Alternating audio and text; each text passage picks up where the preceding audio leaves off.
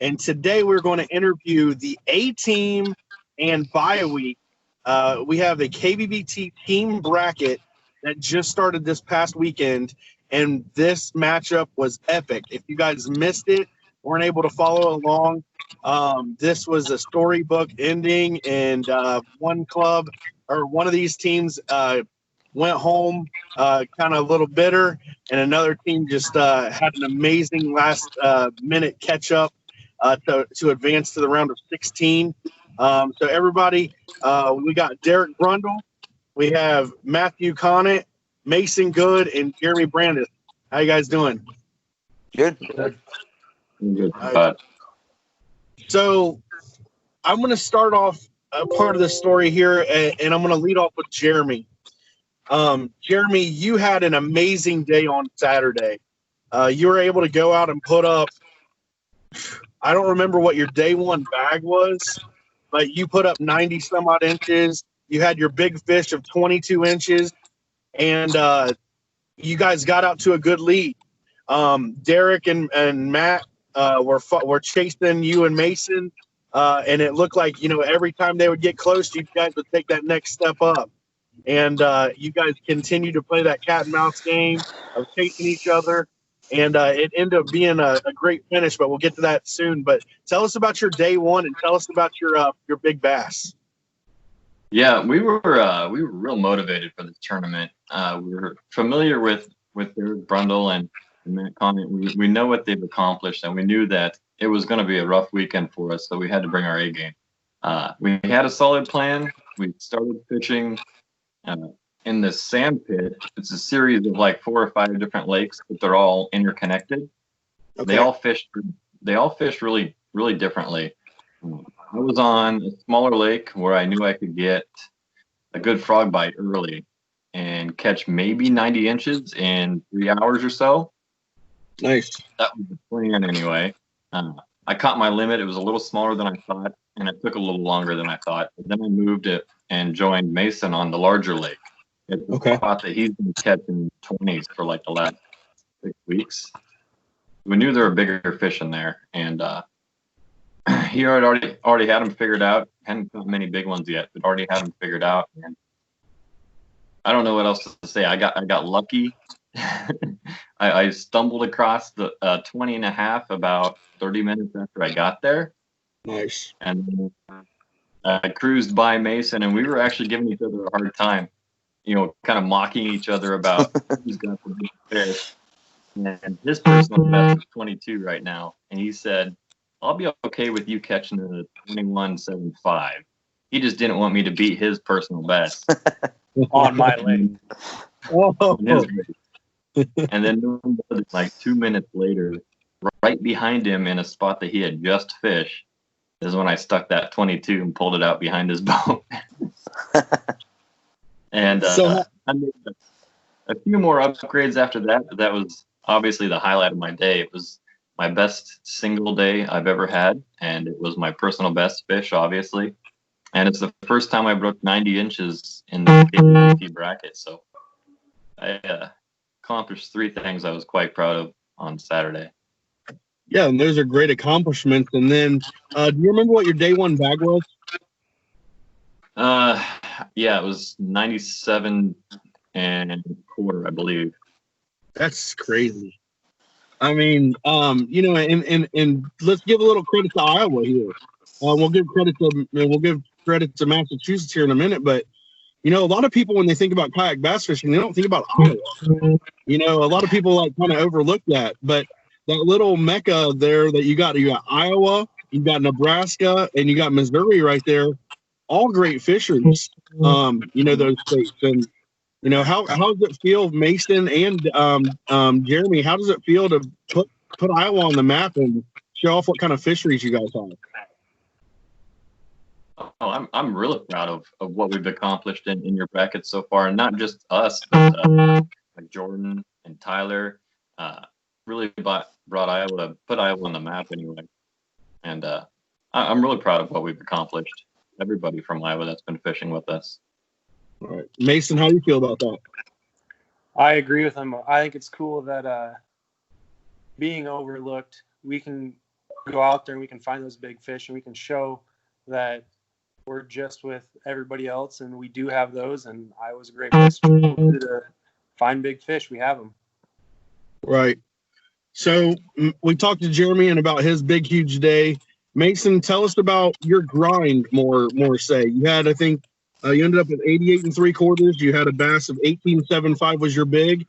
Tell us about your grind over the weekend to keep pace, stay around that 90 mark, and give your team a really solid chance to win. Just tell us about your grind.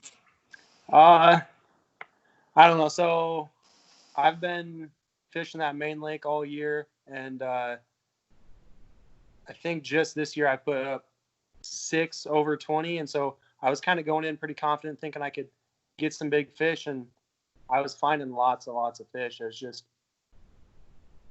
almost all of them were about 14.5 to 16.5, and I just couldn't find those big ones. So when I did, I was happy, but I was still looking to find those bigger ones, and I thought I could.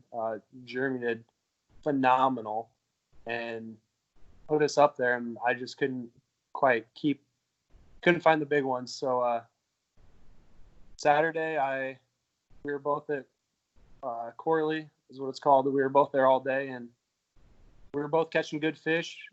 He was just upgrading better than I was, and we were using a little bit different things. And I was using a weightless pretty much all day, and I think it was falling just a little bit too slow. The smaller ones were grabbing it first, and he was using a weighted Texas rig and getting it down to them deeper bass, or the bigger bass, getting a little bit deeper. And that was a great call on him. And so then Sunday, I went to the same spot. He went somewhere else, and I knew right away the bite wasn't good.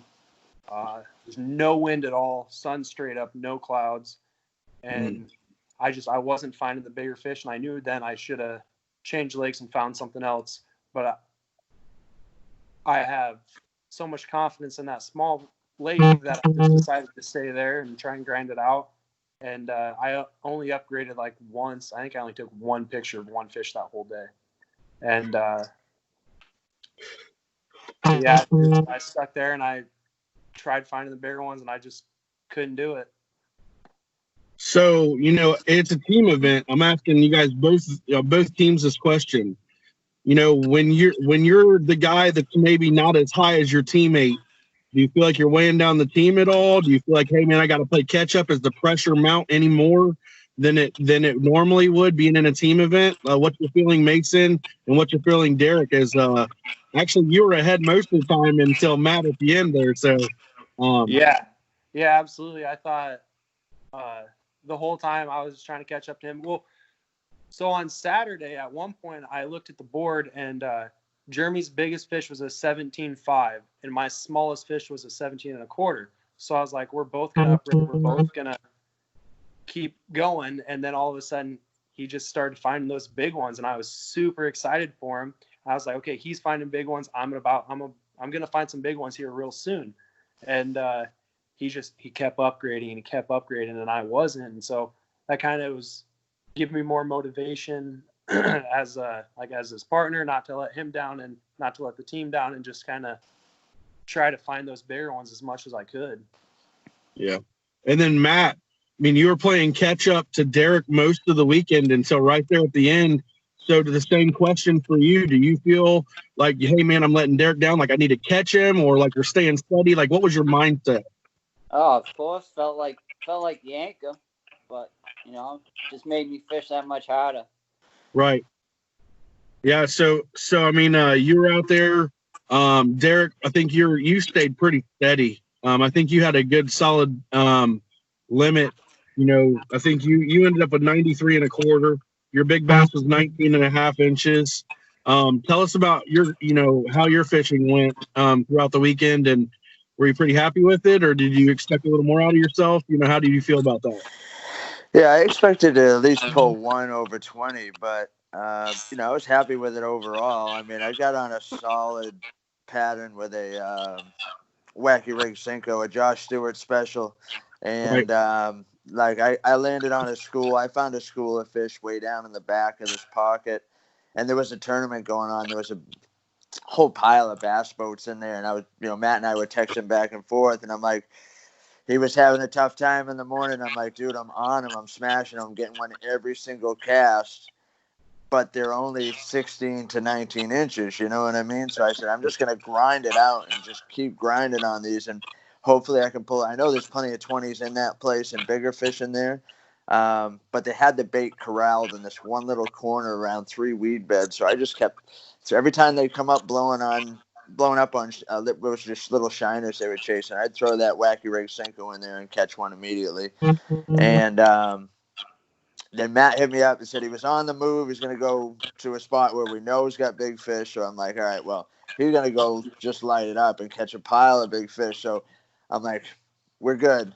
And then my bite shut off, and then it just got crazy on that lake. And it was like bass boats, and then the jet skiers came out, then the water skiers came out, then the tubers, and there was literally a guy in his bass boat. I think he was trying to burn gas or something. He was in the middle of the lake going as fast as he could, doing circles, just like 50-yard circles, just ripping it, just wow. I'm like, this is nuts. I gotta get out of here. Right. But like the same conditions that he was talking about, you know, there was no wind, bright sun, boiling hot, just terrible conditions, you know. So I said, well, I know a lake that I've been getting them at. I've been getting like one good one every day. I'm just going to go there and grind it out. I just packed my stuff up. I think I stopped on the way home because I was, you know, it was like halfway to my house to the other lake. So I stopped. I got a sandwich. I went back, hit the other lake, and just picked up an accent spinner bait. And I caught more fish there than I did at the first place, but they were they're all the same size, man. And it was like, it was aggravating.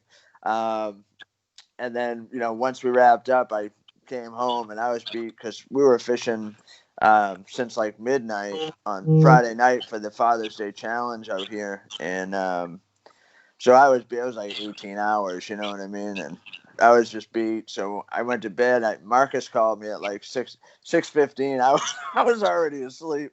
Got up at like 11:30. We fished from midnight till 6 p.m. Sunday too. But yeah, so Sunday was a grind. I went back to the place that I was getting them on the spinnerbait because I had seen some giants in there cruising. I just could not get them to bite. The whole place is like spring-fed, shallow lake. I think the deepest part is like 5 feet or something like that. I mean, and it was crystal clear. You can see them, you know, 100 feet out, just a black mass cruising around. So yeah, I went there and I started throwing the spinnerbait. Oh, actually, I was using a whopper plopper in the morning. I was getting them every cast, but they were all smaller fish. And about 7:30, I picked up the accent spinnerbait and just started ripping that thing and started catching some better quality fish. And like as soon as the bite started to get real good on the spinnerbait, I get a call from my work, and I manage a bunch of properties in Boston. And we had a home invasion at one of the properties, and they kicked the front door in. So I had to leave. I couldn't get a hold of my guy to go in and fix the door, so I had to like just pack all my stuff up into the truck, take off for Boston, get my tools, go fix the door, get that secure. So I left the lake at like 8:30, and I didn't get back till like 2.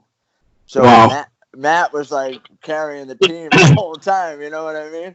And then he had texted me and he said, "Hey, I'm leaving where I'm at now and I'm heading to where you were." I said, "Sweet, I'm gonna go there. I'll meet you when I get back," you know. And yeah, so we ended up finishing the day out together. And then, I mean, I'll let Matt tell you what he did for the rest of the day, but I stayed on that spinnerbait bite for a long time and caught him all day long. I mean, I don't know how many fish I caught this weekend, but probably over 100. It was crazy. Now, Derek, I mean, obviously, uber competitor, all 4 of you guys are. You guys don't take this lightly. You guys are here to win. You're here to grow daily in the tournament scene, and you got big goals and big aspirations. You know, putting up 93 and a quarter over the course of 2 days. How does that do for you, Derek? I mean, did you expect more out of yourself? Yeah, I mean, honestly, I expected to be 98 to 100 inches. And that's where I had you. That's where I pegged you at. Yeah, I mean, I really thought that I was going to put up right around that 100-inch mark. That's been fairly normal for a couple days, what I mean, of fishing. I keep a lot of notes and tabs on how I've done over the last, week or so, and then I'll judge my fishing off of that. But this pattern has been solid, and we're getting a lot of real big fish. So I figured it wasn't a stretch to be, aspiring to be in that 98 to 100-inch mark. Awesome. Matt, let's go to you, brother. Tell us about your weekend a little bit. Tell us how you started, and then tell us about your epic finish, man, because that was really cool. Well, like Derek said, we started at Saturday morning. I think he started at midnight. I didn't get up till 2. So I got up at 2, went out, tried throwing the rat around. I didn't get a single sniff on the rat throughout all dark. Sun come up, I knew I was in trouble. And then I grinded that out for another 3 hours over there and started getting a few dinks. Nothing over. I don't think I had a fish over 14 inches there. So Yeah. I packed up. I texted Derek. I was leaving there, and I was going to my hotspot, and I texted him, if I don't upgrade these fish that I got here in my live well now, I'm gonna pull the plug and just go down with the ship. So if you don't hear from me, you know where I'm at. But I got there and started upgrading right off the bat. First 5 minutes, I got a 17 and a half, I think it was. Moved down the bank a little bit. Popped another 2 or 3 on the jerk bait. And so I upgraded all those fish, which made me feel a little bit better. I got up into the high 80s, I think, 87, 88, or something like that. And yep. I think we finished out the day with like 5-6 inches behind. So I went into the second day knowing that I definitely had some upgradable fish. Met Derek that Sunday morning, another rat bite, and had a couple small ones, nothing to upgrade with. So it was just about daylight, and I said, I'm going to beat feet and go with this other lake. I know there's a good back cove there, holds all the bass. And I went there, and it was 5:30, and I was steaming across. I stopped at a spot, and first cast, I got a 19 3/4. I was at 5:30, so I'm like, oh, my head. I couldn't enter it into the KBBT. So I felt good, though, because I got a good bite right off the bat and went back into the cove and pitched around. It's heavy brush in there. Pitched around, a couple of small ones. And then on my way out, I actually noticed there was a fish on a bed that I caught a fish off of like 3 weeks ago. Oh, wow. Pulled up. I pitched my worm in there, bit right away, set the hook, snapped off. But he didn't even flinch, so I was like, man, he might bite again. Threw on the same worm, pitched it right in there, bang.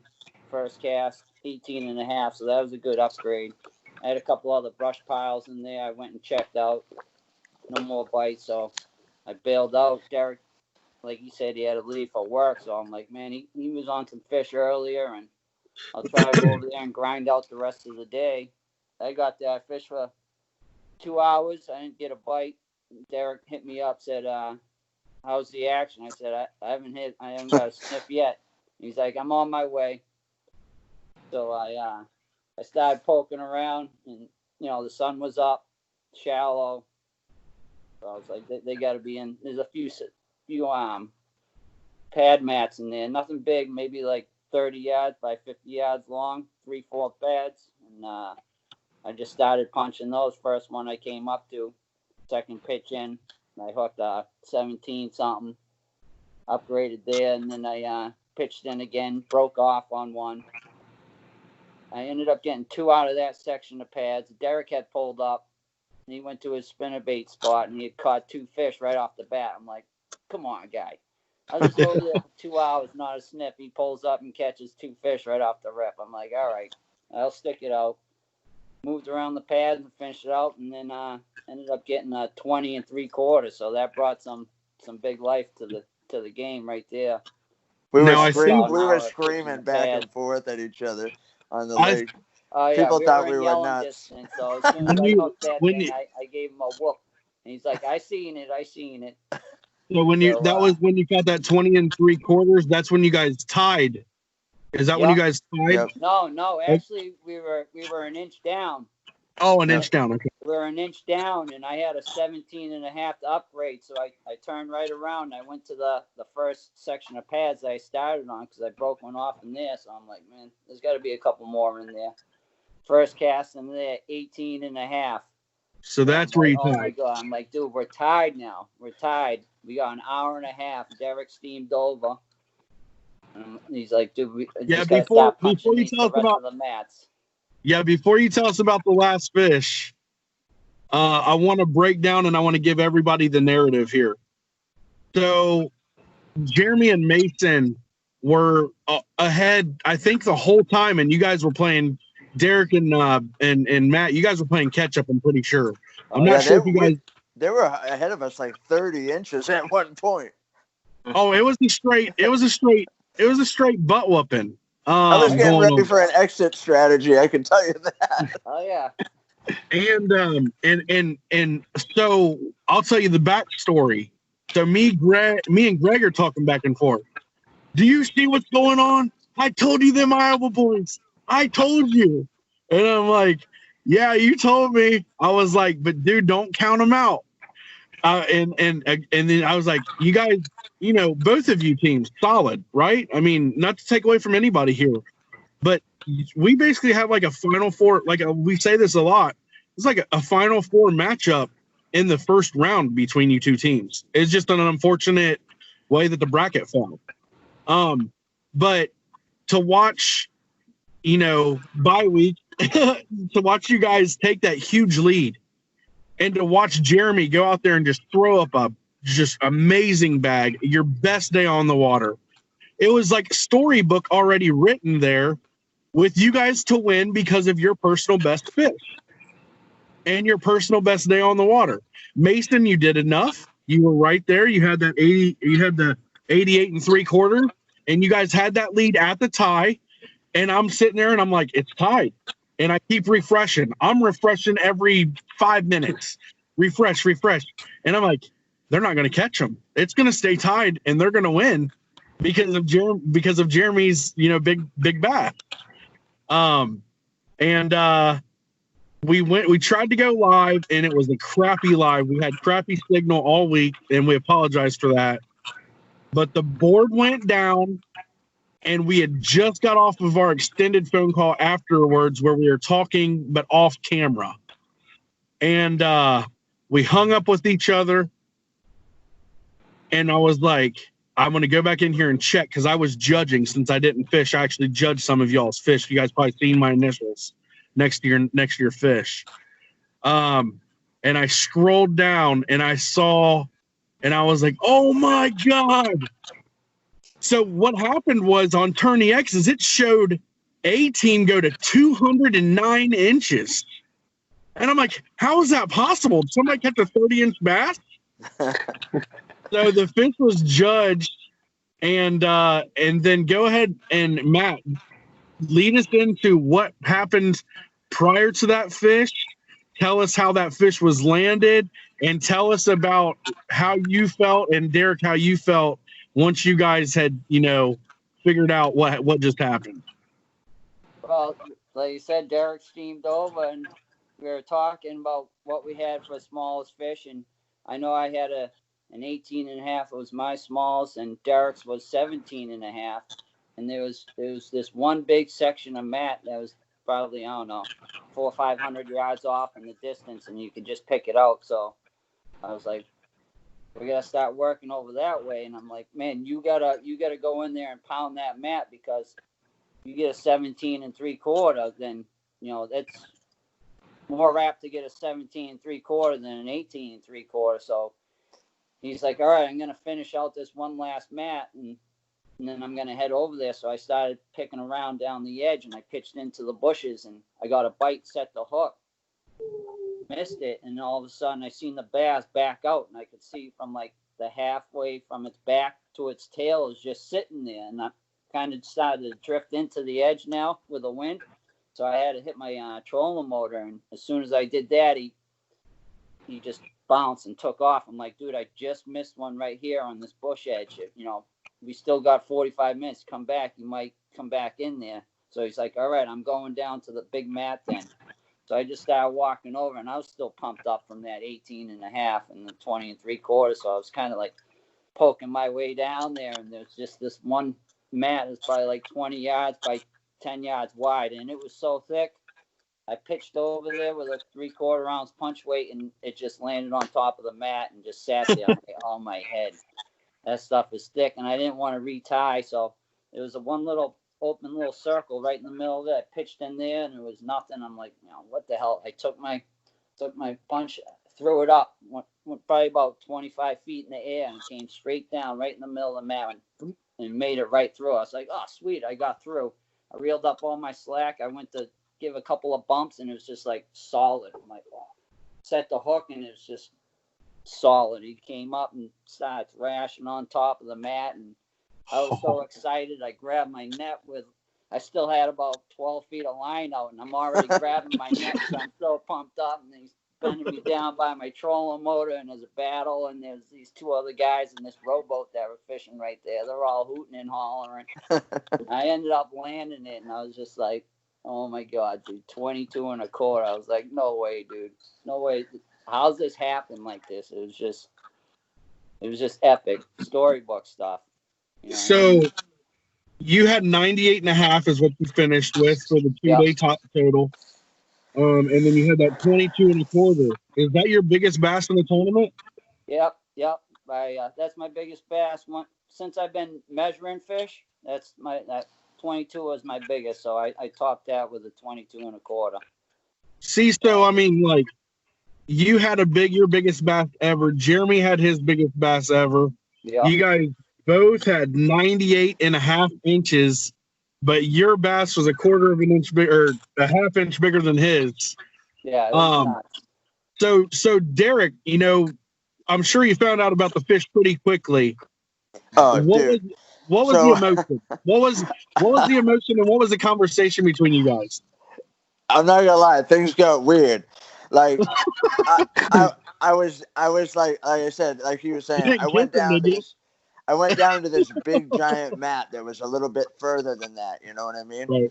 And like what he was saying, he flipped in and lost that fish before. Well, I caught like 3 or 4 fish. My smallest fish was 17 3/4 or 17.5 or whatever it was. I think it was 17 3/4. So I flipped some mats right before we headed down there, and I caught 3 bass that were 17 3/4. Like, oh God! Like, dude, it was like sweeping the tail. Like, dude, I'm like, another one. I threw that one over, and I caught some more.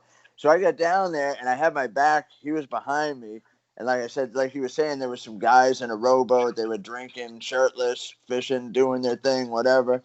And all of a sudden, all hell breaks loose behind me as I flip into this mat. There's people hooting, hollering, like not just Matt, there was other people, and I'm like, what is going on? I spin around, I see this thrashing on the top of the water, right? So I'm like, now I'm not paying attention, and I'm stuck in the mat, right? So I'm like trying to get my trolling motor out of the mat. I gotta go on high speed. I'm throwing weeds everywhere, like threw my rod down.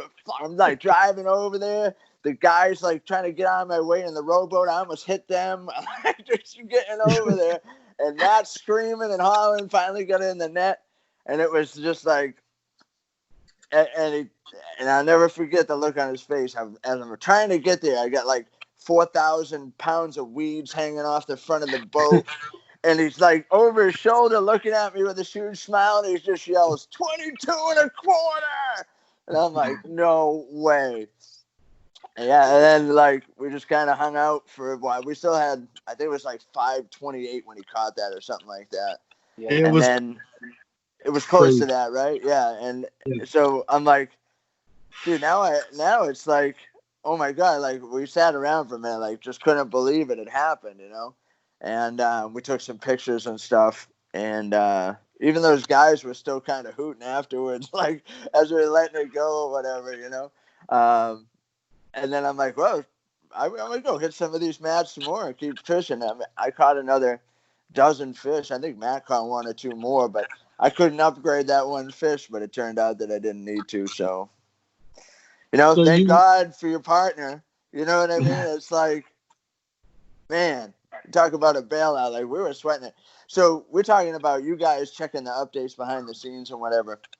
So my dad is like the coolest dude ever, you know, and you met my met dad him at the anyway, 10. Todd. Yep. So he follows every single tournament. I give him the links, and like, so I never look at Tourney X. He just hits me up like every time Matt caught a fish. Matt just caught an iron, upgrade another inch, whatever. You guys are now behind 3 inches, whatever. So I get like play by play every single minute of the day, which is pretty neat. You know what I mean? Yeah, dude. So yeah, I'm like, so I text him because the standings are down, so now he doesn't know. And he lost it, man. He was like going crazy. He was like, I'm not gonna say what he said, but he was saying some stuff like, yeah, Matty, you know. So, because he's known Matt forever too, you know. But so yeah, it was cool, man. I mean, you talk about, you know, your best buddy sharing that experience. I mean, number one, he caught his PB. Number one, it put us into the winner's circle. Number, you know, whatever. It was just one of those days, you know what I mean? Those moments that you share as friends and kayakers and fishermen, that you can never replace, and obviously you'll never forget that kind of thing. You know, we'll be cracking jokes about it and talking about it for days. You know, months, years. You know. So Matt, was there like a big relief off of you when you caught that fish? Like, you felt like, hey man, I didn't let us down. Like, I actually beat Derek, you know, like, you know, we did our part. Let's see what happens. Why does everybody say that? It's Derek, and I'll explain. It's because your name's out there and Matt's new. Yeah. You know, you've already done the KBF, you've already made a DZ the 10, you've already won an angler, or, you know, a Northeast Angler of the Year, or, you know what I mean? I mean, you've done it, and Matt's new. But you keep telling us that Matt's a hammer, and we're finding out, you know, that Matt's carrying weight here and he's doing well. So I told Chad Hoover, Matt, I said, watch out for Matt Conant. He goes, who? I said, it's Derek Brundle's buddy. He's like, all right, I'll have to look out for him. And I told him before the Potomac event. And so, I mean, people, yeah, people got their eye out because of Derek. Oh, yeah, no doubt. I love fishing with the guy. You know, he just drives me to fish that much harder. Yeah. Jeremy and Mason, let's get back over to you guys as we stayed over there for a little while. You guys, you know, had done your part. And when the leaderboard went down, did you guys see it last when you guys were tied? You'd seen that? Yeah. So, oh, yeah. So, I was obvious. Yeah, go ahead. I was over on, it was like a part of those 4 or 5 lakes, but you have to use a separate boat ramp because that one's not connected. So I loaded up all my stuff because he left his first lake and went back to where we were fishing at. Like, I was sitting in the truck. I was like, I think we're up. You know, I'm beat. I'm going to check the standings. So I opened them up quick. I'm like, no way. And so I texted him, I was like, dude, we're tied. I'm on my way back over there right now. And I flew across the gravel road back to the other boat ramp. I got in there. I pedaled all the way across this place as fast as I possibly could. He's like, are you serious? We're tied? I was like, yeah, we're tied. You got that 22, but there's still time left. Like, we got to keep grinding and we got to go. And so we just sat back there and worked it and tore apart that whole lake as best we could in that little time we had. So after you guys both seen that you guys were tied, you kind of realize, like, this ain't over yet. We've got to do more work. Like, this is crazy. So you go kind of like from a little lax state, like, we've led this the whole way. We're feeling good. Jeremy kicked ass on the water. And you know, and then you're like, you try to relax a little bit, and you're like, we got to fish harder, and we got to keep going again. So, like, the whole time, was there any potential upgrades? Were there any more fish caught between the two of you? You know, how close were you to an upgrade there? After the board went down? After the board went down, yep. Not even close. Or after you found out that you were tied, even. Yeah, not even close. It started at about noon. We were about 4 1/4 inches ahead, I believe. And then it was 83 to 87 and a quarter. 183 to 187 and a quarter. Yep. At 1 o'clock, I saw that they had upgraded. They were about 3 inches down. And then at 3:30, they were only 1 inch down. And then right before the board went off, Mason said they were tied. So we knew it was coming. You felt that sense of doom. So they're on East Coast. We still have 2 hours left. We can fish till 6. So like Mason said, we tore apart that lake. We hit every spot we caught fish at the day before. The wind had picked up a little bit. We tried some moving baits, tried different things. And we were catching fish, but I don't think anything over 14 or 15. They're all small. Nothing worth upgrading. And just didn't work out. But we gave it a shot, and we grinded out all day till the end of the day, 6 o'clock. Well, to the both of you guys can both take turns answering this. The board goes down, you're tied. You don't see anything else that's happened. I don't think you guys were in communication with Matt and Derek. Were you guys in communication? No. So you had no idea what was going on. Your last thought was, what? I hope we did enough. I hope this holds on. Dear God, please. Like, what was the thought? Yeah, our last thought was, okay, we're tied. I've got the tiebreaker, but they've been upgrading. I'm like, that's a problem. I was worried. I just was trying to boost Mason's spirits a little bit. He was kind of down on himself. I'm like, you caught that 1/4-inch upgrade today. If it wasn't for that, we wouldn't be tied. So we're still in it because of that upgrade. And like I said, we just kept moving, kept fishing, and had no idea what was about to happen, what they were on. But they certainly pushed us to the end of the day for sure. Yeah, I'm sure you guys obviously pushed each other because the jubilation on the side of the A team, and then you guys have, in bye week, you guys having that constant lead all the way throughout. The range of emotions were all over the place for both teams throughout the weekend. Yeah, it was a mentally and physically exhausting weekend, I'll admit. We pushed ourselves all day, both days. So now let's lead into the results show. Greg's having technical difficulties trying to get a hold of himself, and I'm like, oh my God, I want to tell this story, because but we're here doing it now. But going into it and hearing Greg kind of lead in and kind of tell his story and try to give that moment of, what happened here? Did they hold on? And it's like, A-team, like, what was the feeling? And, was there any sense of regret? Was there anything else that you would have done differently, Mason or Jeremy? Obviously a valiant effort, and it's a shame that you guys actually had to go home this week. Yeah, I don't have any regret. Obviously, I had a great weekend, especially Saturday. Phenomenal. Yeah. I kind of had a feeling that, when the reveal show was coming, that I knew it was going to happen. The way that those guys have been upgrading in the afternoon, I'm like, they're going to keep on this pace. All they need is a 1/4-inch, and they're going to be ahead. I kind of had a feeling that they were going to take the win on it. But like I said, I have no regrets. I had a great weekend. I think we made the right choices. We just didn't find the big enough fish. Mason, I see you shaking your head down there a little bit and maybe doubting that. Be honest here, be candid and real with us. How did you feel after that? And are there any things that you wish you had done different? Well, so like early Saturday morning, I was fishing and I hooked into a big fish that was probably a 20 or bigger. And I got it all the way to me, dove straight under the kayak and came flying up and spit my hook. So I was mad. I texted Jeremy. I was like, dude, I just lost this fish. So I worked down a little bit and didn't even think about checking my line. Big mistake. Hook into another real good one. It's probably 19 and a half. Dives down, snaps my line. I texted Jeremy right there. I was like, dude, you should have picked a different partner. Get out of here.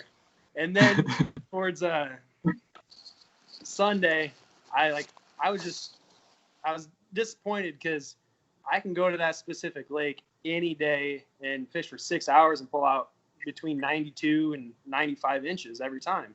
And I only had 88. And so I thought it was rough and I was kind of disappointed with that. But we get off the water and we were kind of talking back and forth a little bit. And he's like, hey, whatever happens, happens. I was like, yeah, you say that. Like, this was my lake. And look at the bag you put up. It's huge. Like, that's phenomenal. I was like, what I tell you? I told Jeremy, I was like, you probably could have brought your son out here and gave him a worm and bobber, and it would have been the same result.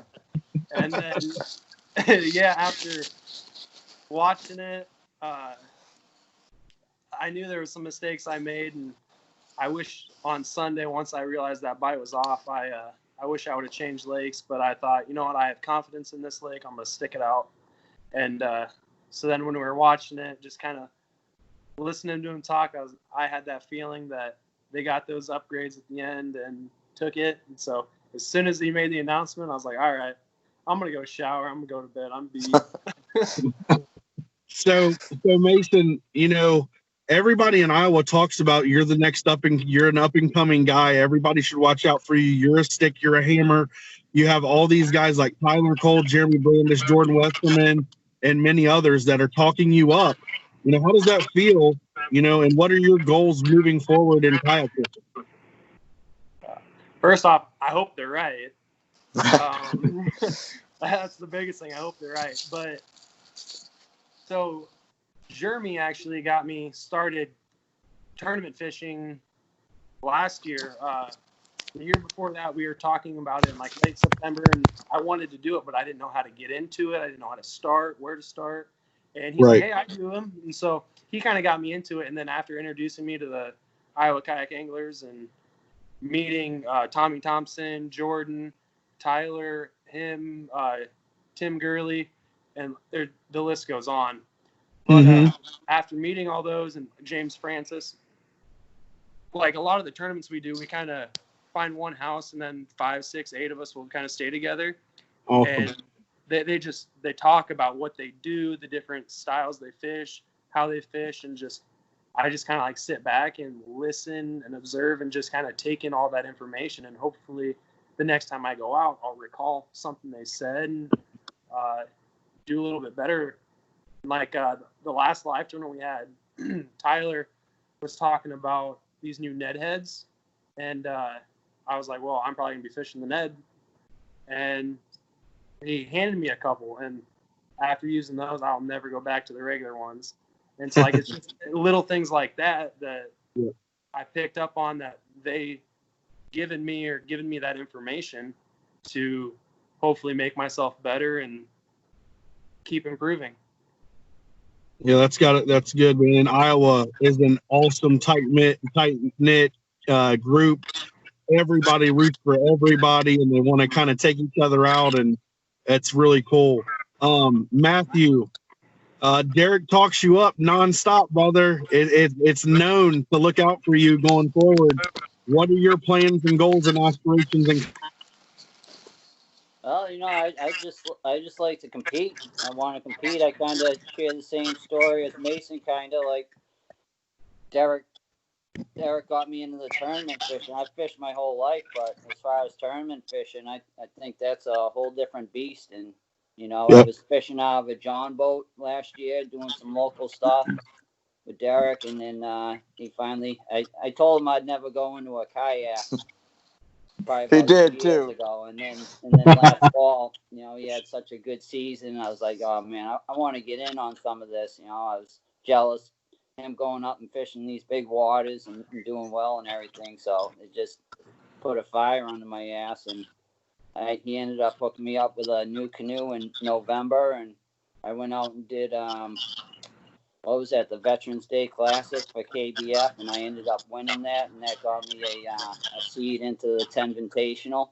So I went down there with Derek and Rob Bagnona when Derek was competing in the 10 and fish Florida. I've never really fished out of the state of Massachusetts or big waters like that. So it's just, you know, it re-sparked the fire for fishing.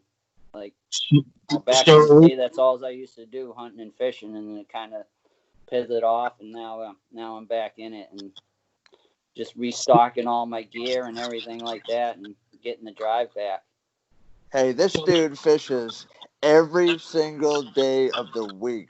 After work, he goes out. I'm like, yo, what are you doing? It's like, dude, I'm fishing. What are you doing? I'm like, bro, I can't even. I fished a lot. This dude's an animal. Oh, it's those monthlies, the KBF monthlies. It's just, you know, I just want to compete and I want to win. So it's like, if I'm sitting at home not fishing, I feel as though I'm missing out on an opportunity to get a big fish and to get an upgrade. It's all about upgrades. So we all know about Derek wanting to kind of like go full time potentially in the future, or do as much as he possibly can on the national scene, and he has that reputation. And if you guys seen the first reveal of the top 50 kayak angler bracket, Derek came in very high there. I think what, 7th or 8th, Derek? 9th? I think so. I think Yeah. it You was were top 9. 10 right there with Ken Wood. I mean, and I know that Derek feels that he's got something to prove to bump him up, himself up through there. Matt, I mean, instead of us seeing Derek with Rob Pagano all over the country, we're going to see you. Oh yeah, I told Derek, dude, if you're going fishing somewhere, it doesn't.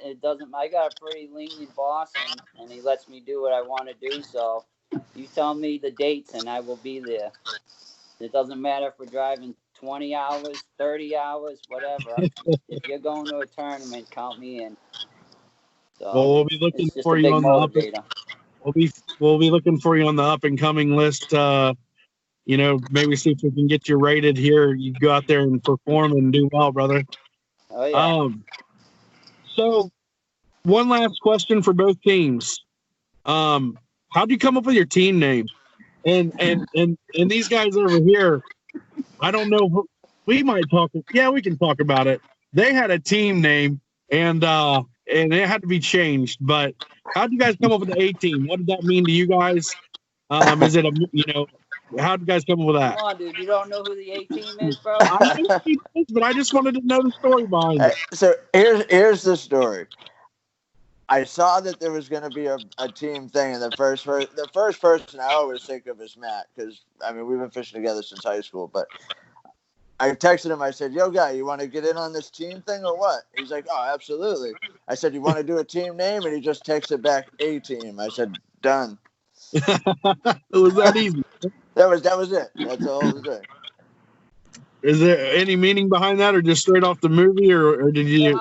Well, it came from a guy I used to work with, and it was me and him that we got the work done, and we ended up calling each other that we were the A team, because we got shit done. We produced that work. So There you go. anytime it comes down to a team, I love the A team too back in the day. You know what I mean? So it's like, let's go with the A team, man. Let's go with the A team. All right, Mason. I don't know whose idea it was. Jeremy, what was up with that first team name? And if you guys don't want to say, you don't feel comfortable, you don't have to. But you can if you want. I'll start it quick. I'll say like the first half. So Jeremy texts me and goes, "Hey, there's this team bracket. You in?" I was like, "Yeah, absolutely. Count me in." He's like, "All right, it's a team name. What should we have for the team name?" I was like, "Yeah, I don't care. That's your thing. Go ahead, whatever you want." And then I'll let him take over that story. Oh, okay, Jeremy. Yeah, I don't know where I heard it. I heard it a couple of years ago, and it was kind of a name that stuck in my mind. I'm like, I'm going to use that for a team name one of these days. And Oh God. Our first team name was My Couch Pulls Out, But I Don't. And then I got a little concerned, you guys trying to stay professional. I wanted to kind of keep it G-rated, so I messaged Greg, said, "No, I'm gonna change that. I can't leave it that way." So then we picked bye week, hoping that we'd get paired up with somebody that would look at the schedule and see that, oh, I have a bye week. I don't have to work this weekend. And that obviously didn't work. No, that's cool. It's awesome that on behalf of KBBT, thank you guys for fishing with us and supporting us. If it wasn't for anglers like yourselves, we wouldn't have a series. And we just hope to grow this and to give you guys the platform to get out there and just to be seen. We appreciate all of you guys. From Greg, myself, Marcus, thank you guys for fishing with us. So the final total, guys, we didn't talk about it. It ended up being 191 3/4 to 187 1/4. It was a 4.5 inch difference. And Jeremy had a personal best 22. Matt had a personal best 22.5. Amazing fishing, guys. Thank you guys so much. You guys want to say anything to each other before we hop off here? I want to thank Derek and Matt. We knew of their reputation, and it pushed us hard. I don't think I would have gotten my best day if we knew, if we didn't know what we were up against. So we fished hard all day, and even though we lost, I'm still proud of the effort that we put in. Oh, definitely. I mean, I'll tell you what. I mean, I fish competitively a lot, and this one tournament, I'm not kidding, and I'm gonna try and show you these. But you see that there is no fingernails. I literally bit all my fingernails off during this tournament because I was sweating it heavy. Like my heart was racing the whole time. Then like I got super depressed when I got called into work. There was no way I could get out of it. And I would bite my fingernails. I'm waiting for the detectives to finish fingerprinting and everything. I'm like, hurry up. I'm trying to push the cops out of there so I can fix the door and get back. I bit my fingernails all the way back. You guys definitely pushed me personally to fish as hard as I fished in a long time. And I appreciate that. And it was really, really fun. I mean, this whole bracket tournament is fun, but this particular this particular match will definitely stand out in my mind for a long time. Mason, Matt, anything? I agree with what they both said. We pushed each other to fish that much harder, pushed each other to grind it out. And I mean, I'm fortunate that it worked out like it did. You know what I mean? Sometimes, even a blind squirrel finds an acorn every once in a while. So, I'm just grateful to be here and be able to compete. And thank you guys for putting this all together so we can do this. Mason, anything? I congrats agree with to these this guys. Jeremy and I both were kind of thinking this matchup against the A team, it's going to be the hardest one. If we can get past that, it's going to probably be a little bit easier. And for the next couple weeks until we get deep into the bracket. So you guys definitely pushed us harder than any other tournament I've been in. So I appreciate that. And yeah, thanks KBBT for putting this on. This is great. The bracket's real fun. It's a different type of animal. It pushes you every single weekend. It's awesome. It's incredible. So if you guys go ahead, Matt. I've never seen so many people lose with 90 plus inches. So, dude, like, I mean, everybody's hammering them and we're still losing. So. Dude, like, right here, this guy, I think I've lost both the regular brackets with 90 plus inches both times. Yep. 94 once and 94 once and 91 or 92 something the last one. Yep. It's like you cannot be upset at the end of the day with losing with 90 plus inches. I mean, it's crazy. Yeah, when I faced Tyler Cole, I had 93 and a half, and I was like, this is great. And Tyler, him and I were texting back and forth. He's like, yep, finished out with 98 and a half tied for his best tournament finish ever. And I was like, dude, you put up 90 and a half? Like, I had 93 and a half. Like, I was feeling confident. What's going on, man? Crazy. So, to lead into to getting out of here, you guys know that what we did, we've done away with the regions now to qualify for the national championship next year. The first bracket's going to start July 11th. If you guys can fish it, cool. If not, we'll catch you on the next one, hopefully. But we'll be qualifying the Elite 8, or is it the Sweet 16? It's one or the other, the Elite 8 or the Sweet 16 into next year's national championship. And hopefully we see all four of you guys there. But thanks for fishing with KBBT. We love all y'all. You guys, thanks for the interview. And we'll get this live probably tomorrow. And thanks so much for your guys' time. Thanks, Todd. Thank you. Yeah, thanks, Todd. Hey, happy birthday, dude. Hey, and tell Marcus it was nice to see you caught some fish. Oh! Hey, but the problem is he caught fish, but he still went home. Yeah, what do you have? He had 98 and some inches, right? And still went home. 98 and a half, 90 and a quarter, something like that. Crazy. Well, his partner had 94 or something too. I mean, they went home to a 200-inch bag. Stupid. Yeah. That's just Hey. stupid. You know what? Actually, we'll ask one more question to close this out around 57 minutes. 18. Will we see you guys put up 200-inch bag in this tournament? I don't know. Well, we'll be fishing in Pennsylvania next weekend for the bracket. Yeah. So, where we've So, never fished before. Unless there's 200 inches of smallmouth hanging out there, I doubt it'll be next weekend. If it is, we're going to do really good. All right, guys. Thanks again. We'll talk to you guys later. Our pleasure. Thank you from KBBT and myself. We'll talk to y'all later. Thanks, All right, Todd. take care. Thanks, man. Nice meeting you guys.